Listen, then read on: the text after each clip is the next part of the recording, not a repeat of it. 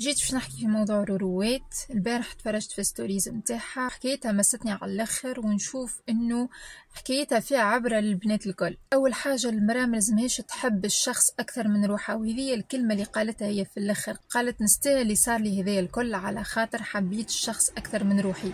يعني شخص ما يحترمكش، ما يقدركش، ما يعزكش، يهينك، تيحلق قدرك، يعنفك جسديا ولفظيا، وانتي تسامح مرة واثنين وعشرة باش تنجح زواجك وباش ما تخليش الناس تتشمت فيك. وهذايا ديما لو ستاتيو سوسيال اللي ديما يحبوا يروجوهنا العباد. لازمك تحافظ على شيء انت اصلا يضر فيك، على خاطر باش فلانة وفلتانة ما تتشمتش فيك، على خاطر صورتك قدام المجتمع. يعني من الاخر انت تعيش في جحيم، مكش فرحانة، مكش سعيدة في زواجك، مكش ناجحة في زواجك، لكن باش ما يقولوش عليا العباد، وباش نلمع صورتي، وباش نكون ديما نظهر قوية وديما فرحانة.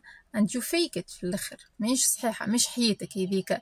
فهيك علاش الانسان والمرأة، نحكي على المرأة هنية، المرأة لازم تحب روحها قبل كل شيء، تعز روحها. يقولك عز نفسك تصيبها. يعني انت اليوم تتعنف، وقديش من مرة قالت تعنفت، مش مرة، تعنفت مرات، وانت تسامح وديما تعطي في الفرص وكل. صدقني ما فماش انسان يتبدل، وسورتو راجل. يعني راجل يتبدل هذية مستحيلة.